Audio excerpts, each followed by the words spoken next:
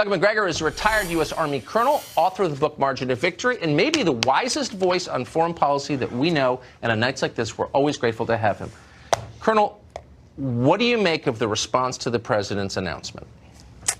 Well, the swamp is clearly very disturbed because the president has done something that I have not witnessed in the last 30 years.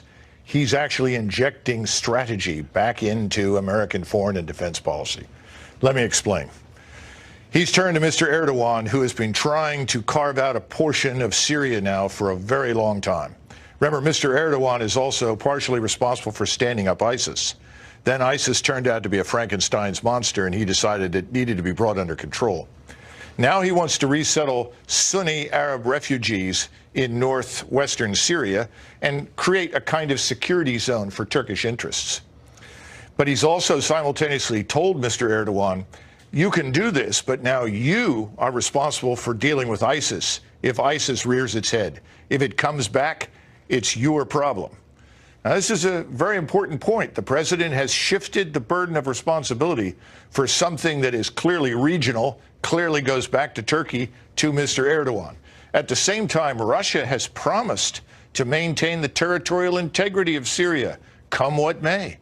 How is Russia going to deal with Mr. Erdogan, who has decided to carve out a piece of Syria for his own purposes? And then we have Iran. Iran wants to maintain its connectivity to Lebanon and its Shiite allies in that country.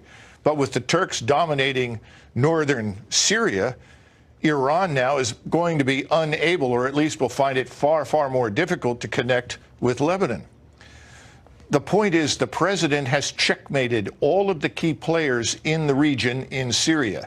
Now they must confront each other for a change. But wait a second, you're leaving out a key point, and the one that I've been hearing all day long on a loop on television, which is really our only allies in the world, the Kurds of Syria. What about them? Everybody on television basically spent 12 hours today in a kind of tribute to the Syrian Kurds. Before we arrived, the Maoist communist Kurds in northern Syria, who have a long history and a close relationship with Moscow as a result, were always interested in allying themselves with anyone that would further their cause when their cause involves independence for themselves in Syria and also attacks against the Turks, whom they regard as enemies. In our absence, the Kurds now have to make a decision. Do we make a peace with Damascus, which is what the Russians have told them to do, which is what we have privately told them to do, which is what the Syrian government would like them to do? Or did the Kurds decide to take on the Turks independently?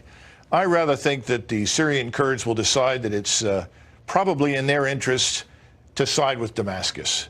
So once we pull out, I think we'll see that happen. But here's something else. Israel benefits from this because Iran is now at loggerheads with Turkey. Iran is interested in connecting to Hezbollah. The Russians have no interest in turning Syria into a platform for attack against Israel.